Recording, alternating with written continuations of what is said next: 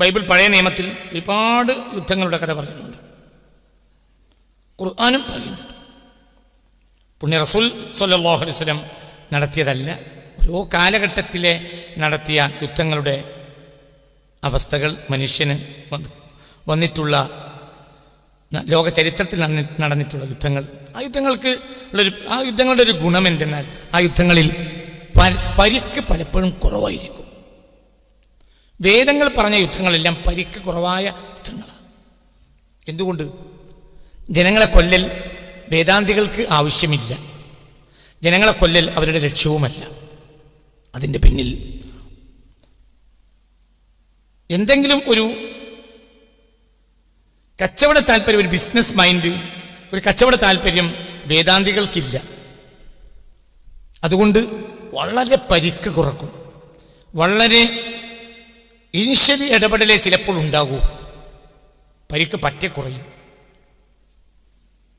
മനുഷ്യർ തിങ്ങിത്താമസിക്കുന്ന പ്രദേശങ്ങളിൽ നിന്ന് മാറ്റും. ചിലപ്പോൾ ഭയപ്പെടുത്തലായിരിക്കും ഒരു യുദ്ധത്തിന് വേണ്ടി ഇറങ്ങി വരുന്നതിൽ ലക്ഷ്യം. യുദ്ധം നടക്കാതെയാകും. യുദ്ധം നടക്കാൻ ഇഷ്ടമുണ്ടാവില്ല ഈ വേദാന്തികൾക്ക്. ഈ വേദാന്തികൾ ചിലപ്പോൾ പ്രവാചകന്മാരായിരിക്കാം അലൈഹിമുസ്സലാത്തു വസ്സലാം, അല്ലെങ്കിൽ മഹർഷിമാരായിരിക്കാം. അതായത് ലോകത്തെ മൊത്തം വേദങ്ങൾ, മതഗ്രന്ഥങ്ങൾ പറഞ്ഞിട്ടുള്ള യുദ്ധങ്ങളെല്ലാം പരമാവധി പരിക്ക് കുറച്ച യുദ്ധങ്ങളാണ്. അതിലേറ്റവും പരിക്ക് കുറഞ്ഞ യുദ്ധം ഇസ്ലാം നടത്തിയ യുദ്ധങ്ങളാണ്. ഇസ്ലാം നടത്തിയ യുദ്ധങ്ങളിൽ പരിക്ക് വളരെ കുറവാണ്. ആകെ മുസ്ലിങ്ങൾ ഏറ്റവും വലിയ യുദ്ധമെന്ന് വിചാരിക്കുന്ന യുദ്ധത്തിൽ ആകെ മരിക്കുന്നത് 84 ആളുകൾ. ഓൺലി 84%. 70 ആളൊരു ഭാഗത്തും 14 ആളൊരു ഭാഗത്തും ഓൺലി. അതേസമയത്ത് കോടിക്കണക്കായ മനുഷ്യർ കൊല ചെയ്യപ്പെടുന്ന യുദ്ധങ്ങളാണ് ആധുനിക യുദ്ധങ്ങളൊക്കെ. എന്തുകൊണ്ട്? ആ യുദ്ധങ്ങൾക്കെല്ലാം ബിസിനസ് താല്പര്യമുണ്ട്, പൊളിറ്റിക്കൽ താല്പര്യമുണ്ട്. വേദങ്ങൾ നടത്തിയ യുദ്ധങ്ങളൊന്നും പൊളിറ്റിക്കൽ വാർസ് അല്ല, പകരം സ്പിരിച്വൽ വാർസാണ്. അതായത് ലക്ഷ്യം സ്പിരിച്വൽ ഇടപെടലാണ്. അത് ചിലപ്പോൾ നടക്കാതെയാവുമ്പോൾ ഫിസിക്കൽ ഇടപെടൽ ഉണ്ടാവുക. നിങ്ങളത് ചിന്തിക്കും. 50 ലക്ഷം, കോടിക്കണക്കിന് 4 കോടിയോളം ആളുകൾ ഒന്നാം ലോക മഹായുദ്ധത്തിൽ കൊല ചെയ്യപ്പെടുക. അത് നിങ്ങൾ ചിന്തിക്കും. കോടികൾ, ഞാൻ എൻ്റെ ഓർമ്മയെന്ന് എടുത്ത് പറയുകയാണ്. അതിൻ്റെ ഇരട്ടിയിലേറെ കോടി ആളുകൾ രണ്ടാം ലോക മഹായുദ്ധത്തിൽ കൊല ചെയ്യപ്പെട്ടു. ഒന്നാം ലോക മഹായുദ്ധം കഴിയുമ്പോൾ തുർക്കിയുടെ കീഴിലുള്ള മുസ്ലിങ്ങളെ 50 ലക്ഷം മുസ്ലിങ്ങളെ മാത്രം അമേരിക്കയും ബ്രിട്ടനും കൊന്നു. 50 lakh. തുർക്കിയുടെ കീഴിലുള്ള മുസ്ലിങ്ങളെ മാത്രം 50 ലക്ഷം മുസ്ലിങ്ങളെ അമേരിക്കയും ബ്രിട്ടനും കൊന്നു ഒന്നാം ലോക മഹായുദ്ധത്തിൽ. കോടികൾ, അനവധി കോടി ആളുകളെയാണ് കൊലപ്പെടുത്തിയത് രണ്ടാം ലോക മഹായുദ്ധത്തിൽ. ക്രൂരതയുടെ വിളയാട്ടമാണ് സത്യത്തിൽ 1ഉം 2ഉം മഹായുദ്ധങ്ങൾ.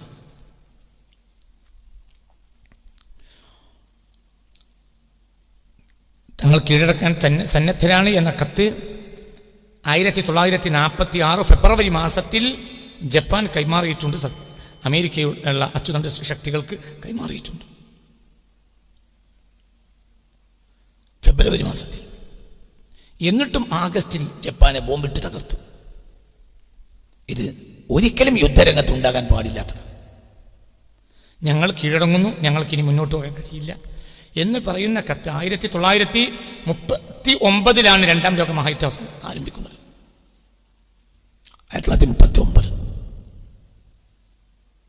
ഒന്നാം ലോക മഹായുദ്ധം 1914 മുതൽ 18 വരെ. രണ്ടാം ലോക മഹായുദ്ധം 1939 മുതൽ 46 വരെ. എന്നാൽ മതങ്ങൾ നടത്തിയ യുദ്ധങ്ങളിൽ അങ്ങനെ കൊല്ലക്കണക്കിനൊരു യുദ്ധം ഇല്ല തന്നെ. ഒരു വർഷാവർഷ യുദ്ധം, അങ്ങനത്തെ സമ്പ്രദായം മതങ്ങൾ നടത്തിയ, മതഗ്രന്ഥങ്ങൾ പരിചയപ്പെടുത്തിയ ഒരു യുദ്ധത്തിനും ഇല്ല. എന്തുകൊണ്ടില്ല? മതങ്ങൾക്കതിൽ പൊളിറ്റിക്കൽ താല്പര്യം ഉണ്ടാവില്ല, ബിസിനസ് താല്പര്യവും ഉണ്ടാവില്ല. ചില ശക്തികളെ ഭയപ്പെടുത്തൽ മാത്രമായിരിക്കും ലക്ഷ്യം. പഞ്ചപാണ്ഡവന്മാരും കൃഷ്ണനും വരുന്ന ഒരു ഭാഗത്ത് നിൽക്കുമ്പോൾ സ്വാഭാവികമായും അത് കൗരവന്മാരെ ഭയപ്പെടുത്തും. ആ ഭയപ്പെടുത്തലായിരുന്നു കുരുക്ഷേത്രത്തിന്റെ ലക്ഷ്യം. അതാണ് വ്യാസൻ അവതരിപ്പിക്കുന്നത്.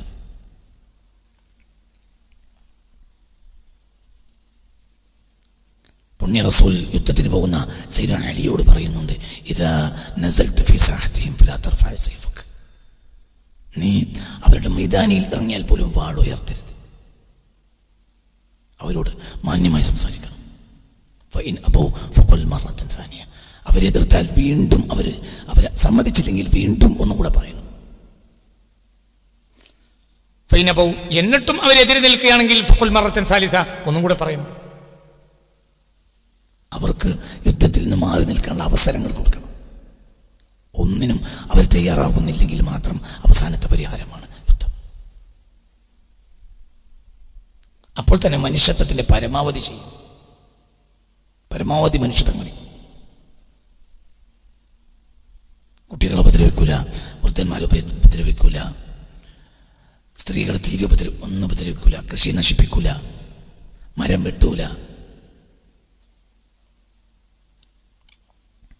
മുറിവേറ്റ് കിടക്കുന്നവരെ മുറിവിൽ കുത്തൂല. നിയമങ്ങൾ കർശന. ആ നിയമങ്ങളിൽ ആരെങ്കിലും ഒരു പടയാളിയെങ്കിലും നിയമത്തിനെതിരെ ചെയ്യാൻ അപ്പോൾ അയാളെ യുദ്ധരംഗത്ത് നിന്ന് പുറത്താക്കും.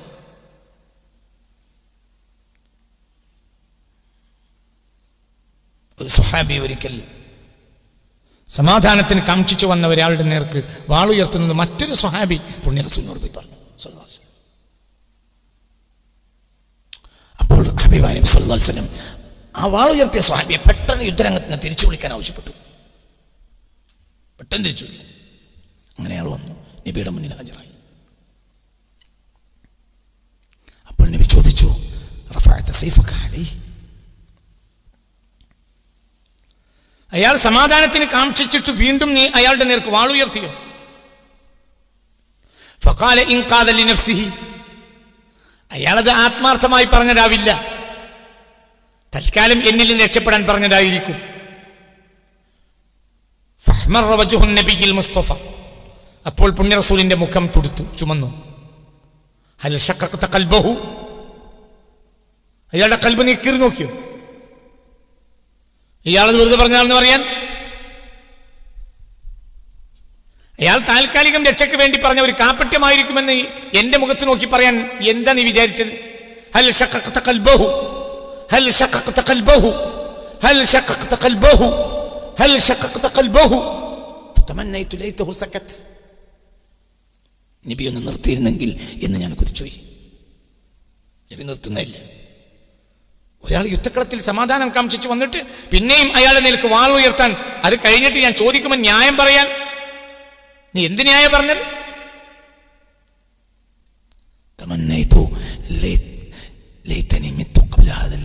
എനിക്ക് ഇന്നലെ മരിക്കാമായിരുന്നല്ലോ, എനിക്ക് ശകാരം കേൾക്കേണ്ടി വരുമായിരുന്നില്ലല്ലോ എന്ന് ഞാൻ ചിന്തിച്ചു. അതായത് ശത്രുക്കൾ ഒരാളല്ലേ, ഇനി തൽക്കാലം അയാളല്ലേ കിട്ടിയത് എന്നല്ല. ശകാരവർഷം അപൂർവമായിട്ട് അങ്ങനെ ദേഷ്യപ്പെടുന്നു. അപൂർവത്തിലെ ഒരു അപൂർവമായ രംഗത്താണ്.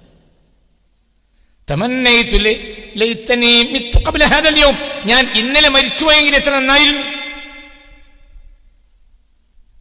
എനിക്ക് വിഷമം, എനിക്ക് വാക്കുകൾ കേൾക്കേണ്ടി വരില്ലായിരുന്നല്ലോ.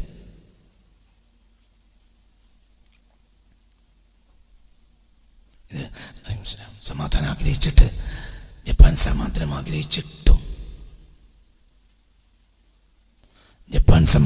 ആഗ്രഹിച്ചിട്ടും അമേരിക്കയും ബ്രിട്ടനും അത് ചെയ്തു. അവർക്ക് 2 ലക്ഷ്യങ്ങളുണ്ടായിരുന്നു. എന്താ ഒരു ലക്ഷ്യം? ശത്രുവിനെ പരമാവധി അപായപ്പെടുത്തുക. പരാതികൾ നിരപരാധികൾ എന്ന കണക്കൊന്നും അവർക്കില്ല. എന്നിട്ട് അവർ ഹിരോഷിമയിലും തൊട്ടടുത്ത ദിവസം നാഗസാക്കിയിലും ബോംബിട്ടു. ലക്ഷക്കണക്കിന് നിരപരാധികളെ കൊന്നു. നിരപരാധികളെ കൊല്ലുന്ന ഒരു യുദ്ധം വേദഗ്രന്ഥങ്ങൾ പറഞ്ഞിട്ടില്ല. നിരപരാധികളെ കൊലപ്പെടുത്തുന്ന ചില അഹങ്കാരികളുടെ ഇടപെടലിനെതിരായിട്ട് മാത്രമാണ് മഹർഷിമാരും പ്രവാചകന്മാരും ഒക്കെ നടത്തിയ യുദ്ധങ്ങൾ ഉണ്ടായിട്ടുള്ളത്. അത്രയേ ഉള്ളൂ. ചിന്തിക്കണം. എന്നിട്ടും കുറ്റപ്പെടുത്തപ്പെടും, കുറ്റം മതത്തിന്റെ തലയിൽപ്പെടും. ലക്ഷക്കണക്കിന് നിരപരാധികളെ കൊന്നവരാണ് യൂറോപ്യന്മാർ. എന്നിട്ട് ആ യൂറോപ്യന്മാർ ആക്ഷേപിക്കും, മുഹമ്മദിനെ അങ്ങനെയാണ്, മുഹമ്മദ് നബി ഇങ്ങനെയാണ്, മുഹമ്മദ് നബി യുദ്ധം ചെയ്തിട്ടുണ്ട്, അങ്ങനെ ചെയ്തിട്ടുണ്ട്, ഇങ്ങനെ ചെയ്തിട്ടുണ്ട്, കൃഷ്ണൻ യുദ്ധം ചെയ്തിട്ടുണ്ട് എന്നൊക്കെ പറയും. പുണ്യ റസൂൽ സല്ലല്ലാഹു അലൈഹി വസല്ലമ തങ്ങളുടെ ആദ്യത്തെ യുദ്ധം ആരംഭിക്കുന്നത് ഹിജ്റ 2-ാം വർഷം.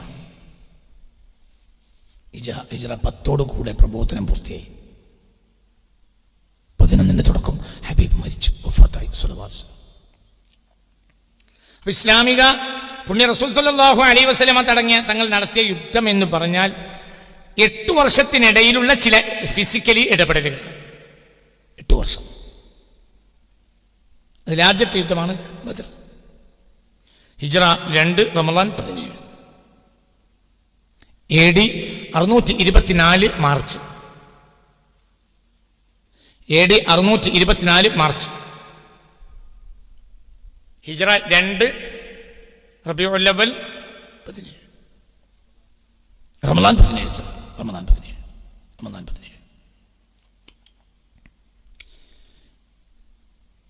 ഹിജ്റ AD 632 ജൂൺ 8 പുണ്യ റസൂൽ വഫാത്തായി സ്വല്ലല്ലാഹു അലൈഹി വസല്ലം.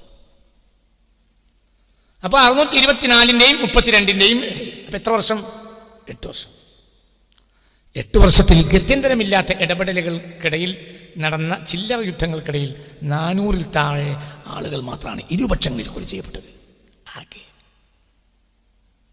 ആകെ. അതാണ് മുഹമ്മദ് യുദ്ധക്കുതിയാണെന്ന് പറഞ്ഞു നടക്കുന്നത്. മനസ്സിലായില്ല? ഒന്നും കൂടി പറയാം. സല്ലല്ലാഹു അലൈഹി വസല്ലം. ആരത്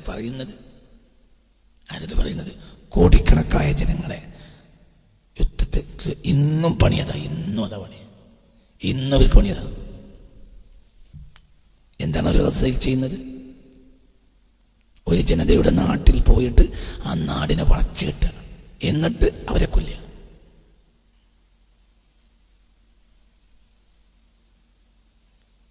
അതിനെന്താ ന്യായം പറയുന്നത്?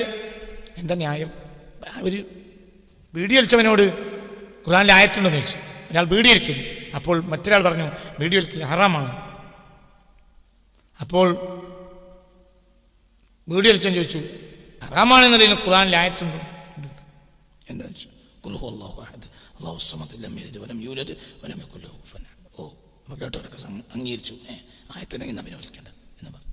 ഇതാണ് ലോകത്തിൻ്റെ ഇന്നത്തെ ബുദ്ധി. എന്തൊരു ന്യായം. അഡോൾഫ് ഹിറ്റ്ലർ 60 ലക്ഷം ജൂതന്മാരെ ഗ്യാസ് ചേമ്പറിലിട്ട് കൊന്നു. അതിന് ഈ പാവങ്ങളിൽ നിന്ന് ഉത്തരവാദിയ. ഇത് ബീഡി വലിച്ചവനെ കൊല്ലുള്ളൂ. ഇത് തെറി പറയുമ്പോൾ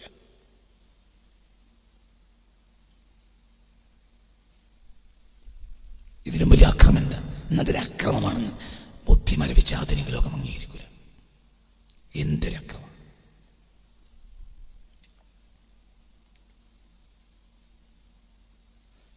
നിങ്ങളെ വീട് വന്നിട്ട് ഞാൻ കയ്യേറിയിട്ട്, നിങ്ങളെ വളപ്പ് ഞാൻ കയ്യേറി, നിങ്ങളെ വീട് ഞാൻ പിടിച്ചടക്കി, അവിടെ ഞാൻ താമസം തുടങ്ങി.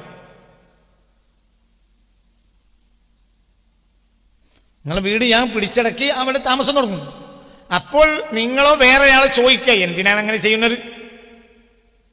അപ്പോൾ പറയുന്ന മറുപടിയാണ് എന്തിനറിയ? എന്താ മറുപടി? ഇയാളെ മക്കളെ സാദിക്ക് കൊന്നിട്ടുണ്ട്. നിങ്ങളല്ല, ഇവന്റെ കുട്ടികളെ കൊന്നിട്ടുണ്ട്, അതിന് ഞങ്ങളെ പേരെ പിടിച്ചിറക്കുക. തിരിച്ചൊരു ചോദ്യം ചോദിക്കാൻ ദുനിയാവിൽ ഭൂമിയിൽ ഒരാളില്ല. നീ പാവപ്പെട്ടവർ വേദ്യം ചെയ്യുന്നത് എന്തിനാ?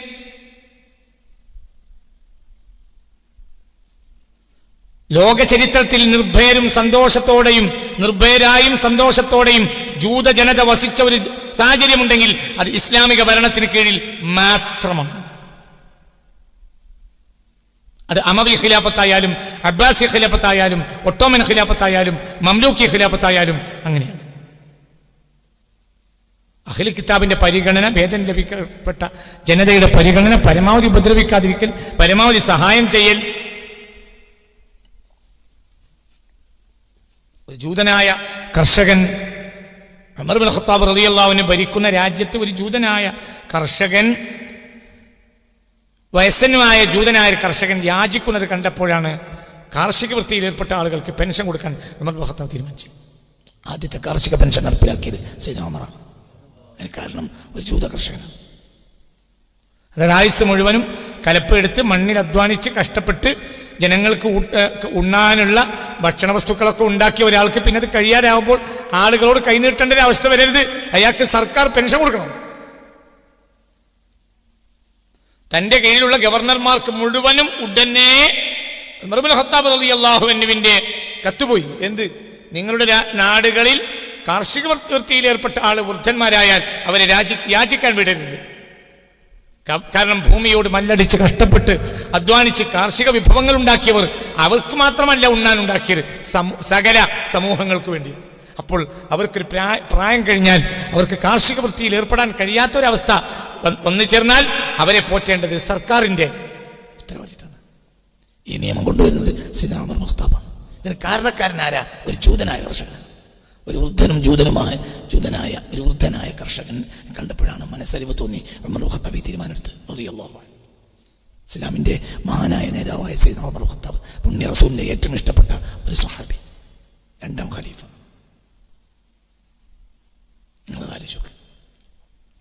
അതായത് ജൂതജനത, ലോക ചരിത്രത്തിൽ ജൂതജനത ഇത്രയേറെ സന്തോഷകരമായി കഴിഞ്ഞുകൂടിയ ഒരു കാലം വേറെയില്ല.